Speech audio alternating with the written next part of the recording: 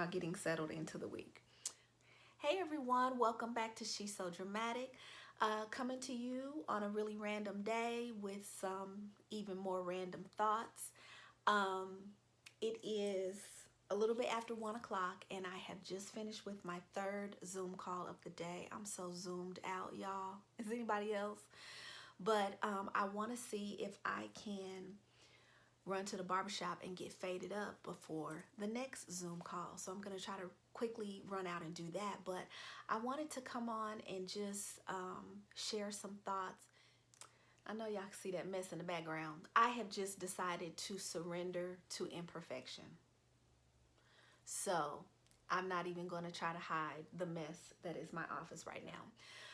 But anyway, one of my Zoom sessions today was actually a workshop. It was a panel discussion where the topic was the imposter syndrome. And it just really got me thinking about my own experience with the imposter syndrome, or with this thing that we call imposter's syndrome. And I have just personally decided that it's something that I can no longer allow to cripple me, because quite frankly, that's what it does. So my experience with imposter syndrome is, I feel like, directly related to my age and this transitional, awkward, new space that I find myself in, because I'm having to recreate myself. I'm starting a brand new career in the middle of my life, and I always feel like I should be further along than I am, because I feel like I got a late start. I've come back to theater after 20 plus years in corporate America. And I feel like I have some ground to make up. I'm also entering education at a later stage in life, and even though that is becoming more and more common with working professionals coming to education after having worked in their field for a number of years, or worked in corporate America for a number of years, and just deciding that that was not for them. And so it is more and more common to have older working professionals come over to education.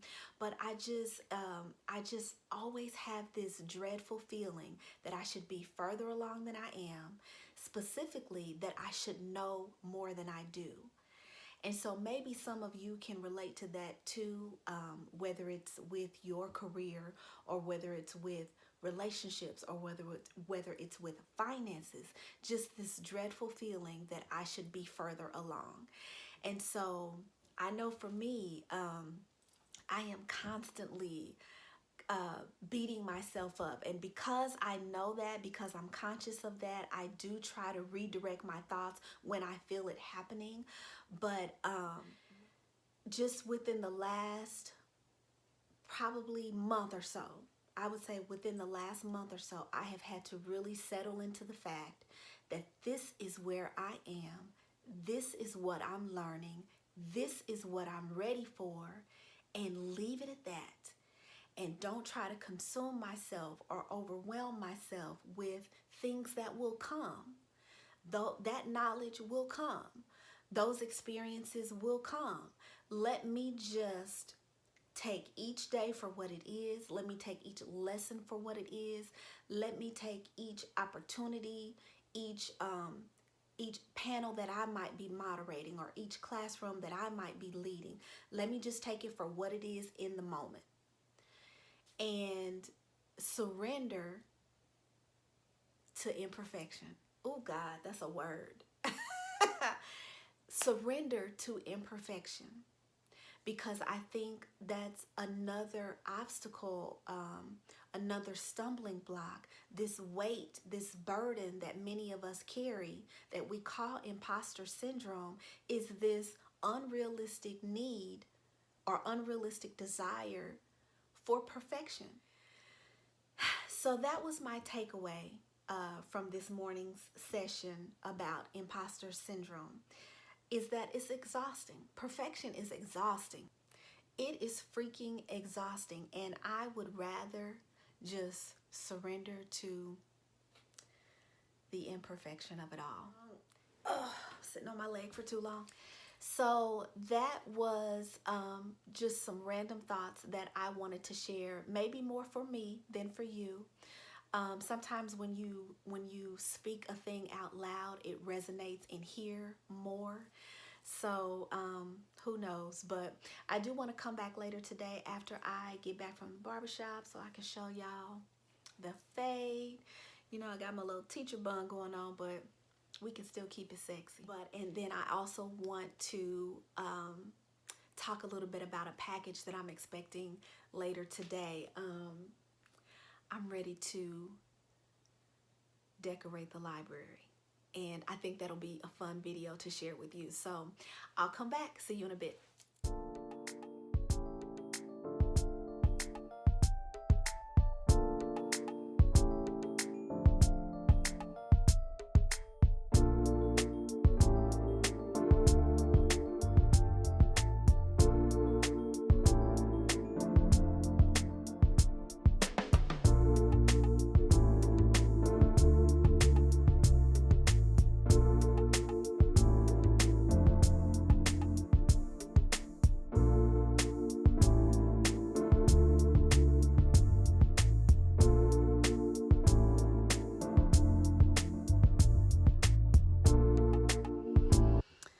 Okay, you guys, I have made it back to the house, freshly faded. I'll probably be able to show you a better view once I get inside, but I do need to get in here and get after the rest of my day. See you in a bit.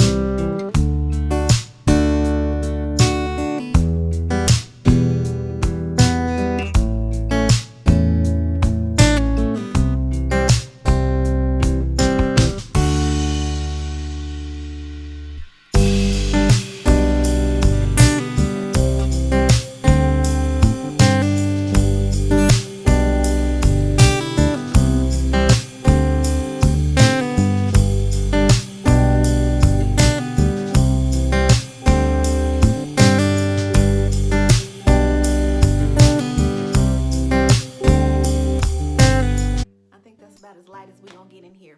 But I got something I want to show you. I'm so excited. My package came yesterday. Oh, let me start out by saying it is now the next day. My package came late last night, and I was too tired and it was too dark to turn on the camera, but I wanted to get on and show you what I got. Okay, so let me start off by saying I have a confession. I have historically been very, very hard on premature Christmas decorators. I have been very, very hard on premature Christmas movie watchers.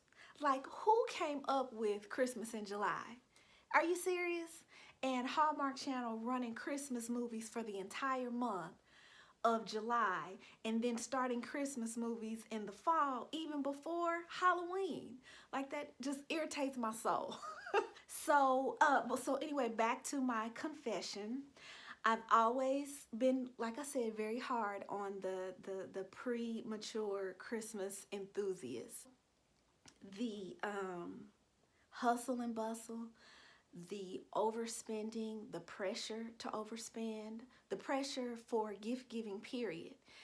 The crowds, the noise, it's a lot for my system.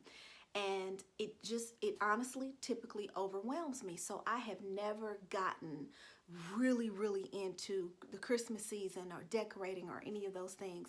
Also, another reason why I feel like I always kind of shut down this time of year is it feels like for the last 6 years, solid 6 years, it feels like I've been in school in some way, shape, form, or fashion. And so during the Christmas break, during the winter break, I'm literally just exhaling. And I'm exhausted, I'm mentally drained, and I can't wrap my head around doing these big Christmas decorations, and to the point that I have in the past always allowed my children to decorate my tree. I always thought it was hilarious that all of the ornaments ended up on one side of the tree in one corner of the tree. That was always hilarious to me, and I loved the imperfection of it all. It used to drive my husband nuts, and he would always go back and fix it. But yeah, it was to that point that I did not even decorate my own tree, and I have not decorated my own tree for years. But I am feeling a little different about the holiday season this year. I'm sure it's a combination of how 2020 has really, hopefully, shifted our perspective, shifted our priorities. I'm sure that has a lot to do with it. I'm still in school, Lord help me. So that part has not changed. I still have homework due. I still am mentally exhausted.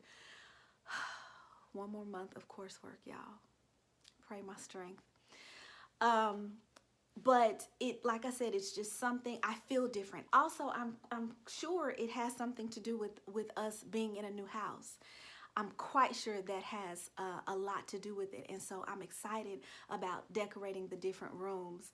I'm excited about recentering myself and my mind and my family, and making sure that we understand what the priority is. Not that we didn't before when it comes to the Christmas season, but like I said, 2020 has just hopefully made everyone think a little bit differently about family and priorities. So I'm actually looking forward to it this year, and I'm ready to decorate. I can't even believe I'm saying it. I'm ready to decorate. Now, I will say I'm not quite ready for Christmas decorations per se, but I am ready for a tree. So I thought I would compromise. I've been seeing some really amazing videos on YouTube about fall trees. And so I think that's what I'm going to do today. So hopefully you guys will enjoy hanging out with me as I unbox this tree and show you how I plan to decorate it. So grab your coffee or your tea or your hot toddy, because it is a little chilly, hence the fireplace. And just hang out with me, and let's see what we come up with.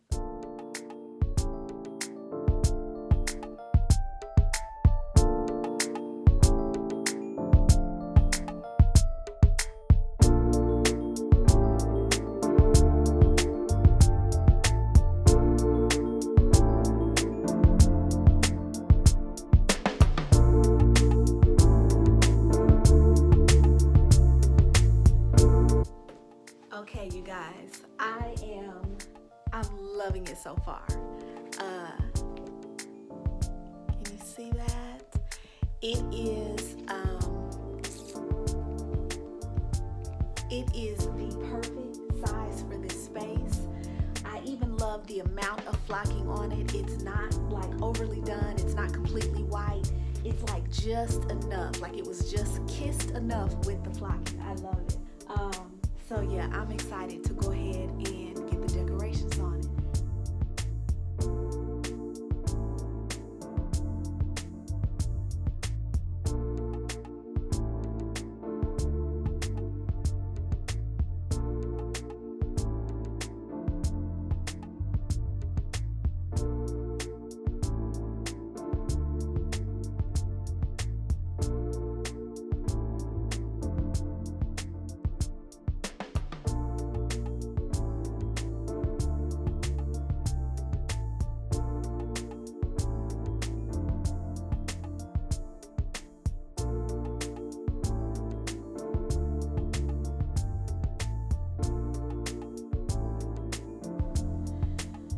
So thanks for hanging out with me. This was really, really fun. I am so pleased with how it turned out. It was a good distraction too. A good distraction from the world, a good distraction from work. But now I have to get back to it. I've got some homework I need to do, so I think I'll sit here in the library and just enjoy the view and finish it up because I don't want to be working all night long because after all, today is Friday the 13th and I want to be able to watch my scary movies later tonight. So I'm going to get after it. But thanks for hanging out with me. I hope you had a good time. I hope you enjoyed watching me decorate that tree. So until next time, remember to find the beauty in everything. Bye-bye, guys.